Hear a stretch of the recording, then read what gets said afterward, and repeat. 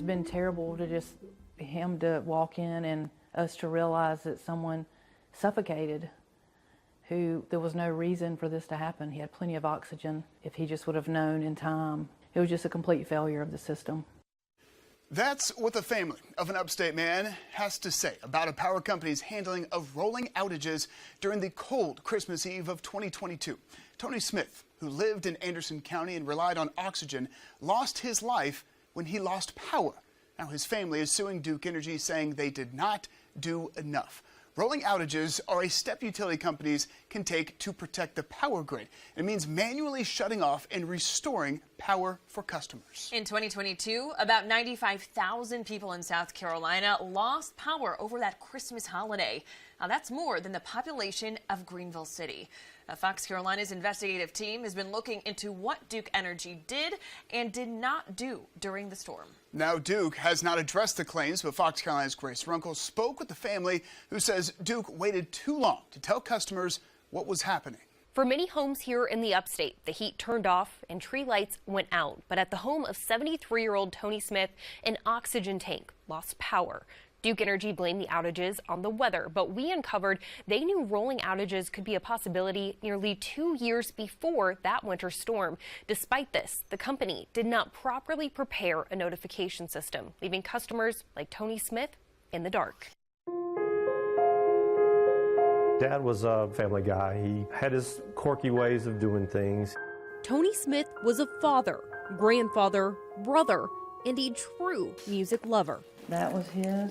Some of your classic stuff, your rock, your vinyl era of music, he was all into. Who also had a passion for the outdoors. He was an Eagle Scout. That's how I got into Boy Scouts. I ended up getting an Eagle Scout as well. Like any good Eagle Scout, Tony was always prepared. After all, he had to be. He actually had a watch tied to his cell phone, and we tested that several times in the event of an emergency that he could call. Like more than 18,000 other South Carolinians, Tony relied on oxygen to breathe. His main tank plugged into the wall, but Scott says his dad, always prepared, had 6 portable tanks that could hold a charge. At 6:15 a.m. on Christmas Eve, Duke began load shedding, which means the company decided to shut down power in the form of rolling outages. At or around 7 a.m., the lawsuit says Duke removed Tony from power. At 7:25, Duke Energy updated their online outage map, and 13 minutes later, they posted on social media saying the majority of these emergency outages will be restored remotely within 15 to 30 minutes. In reality, a state report says the average customer was without power for 3 hours. At 8, almost 2 hours after the outages started, Duke says they updated their call center. But again, the report says estimates for power restoration were inaccurate. At 8:43, the lawsuit says Tony called Duke, allegedly hearing those misleading messages. Around 9:30, Scott says he looked at his phone. And I missed a phone call from him. I called him back. He didn't answer. And there was a 3-minute voicemail, but it was just him mumbling. And unfortunately, I found him behind the door in the floor about 4 feet from his tanks. The lawsuit saying Scott found 2 empty oxygen tanks in the bedroom of his father. And it was just obvious where he was found that he was crawling to his oxygen. It was very obvious. And that's what makes it so difficult. It's been terrible to just him to walk in and us to realize that someone suffocated who there was no reason for this to happen. He had plenty of oxygen. If he just would have known in time and been able to get to his other tanks. And he always said that, I'm not one into gifts. Just call me on my birthday, and just that meant more to him than anything. So the fact that I couldn't call him that day was tough this year. The Smith family now accusing Duke of negligence. Their lawsuit reads in part, quote, Duke failed to provide warnings and information to their customers that were reliant on electrical power. A spokesperson for Duke Energy sent us this statement saying Duke Energy was saddened to learn of the passing of Mr. Tony Smith. We are aware that litigation has been filed and are in the process of reviewing the various allegations.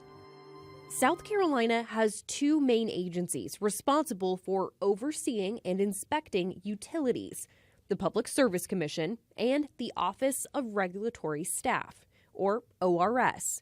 ORS compiled a report of Duke Energy's actions during the winter storm, looking at what went wrong. It also points out that Duke did not notify customers about the outages until an hour after they started. Another big piece of the puzzle: forecasting the demand for power. The report says Duke Energy failed to update their estimates of power usage as the weather event went on. In a letter Duke wrote in response, the company pushed back, saying it estimates power demand with models based on previous weather events, and that a similar day, quote, did not exist. Representatives also told the Public Service Commission this is the first time Duke Energy has ever had to do rolling outages in the Carolinas. But we obtained an internal memo dated May 6, 2021 that shows Duke Energy's board of directors were warned load shedding, otherwise known as rolling outages, were a possibility. The memo reads in part, modeling of extreme cold indicated significant load shedding may be necessary to maintain system stability in extreme cold weather conditions. After the Smith family filed their lawsuit, we reached out to Duke asking why they didn't have a customer notification system in place sooner when they got the memo's warning in May 2021. They did not answer that question. Scott says they should be obligated to prepare the customers so people like his dad aren't caught unprepared. I mean, like we said, there's people that for health reasons are dependent on power, and you can't, not warn people about situations like this that potentially could put their life in danger. South Carolina has what's called an Electric Bill of Rights that details what customers are entitled to know. In it, it says you have the right to contact the electrical utility at all hours in case of emergency or unscheduled interruptions in your electric service.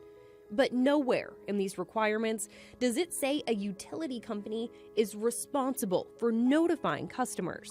I want to see a huge change made, but they need to have legislation that there are reminders, just like when other events happen, that they inform customers. And I feel like people have got to be notified, like an Amber Alert, like a tornado warning. A better job has to be done to inform people. So many people live on oxygen. According to a recent filing with the state, Duke Energy says they now have implemented outage alerts specific to rolling outages. They plan to send them via text, email, or over the phone based on what each customer wants. So far, they have not filed a response to the Smiths' complaint. Grace Runkel, Fox Carolina News.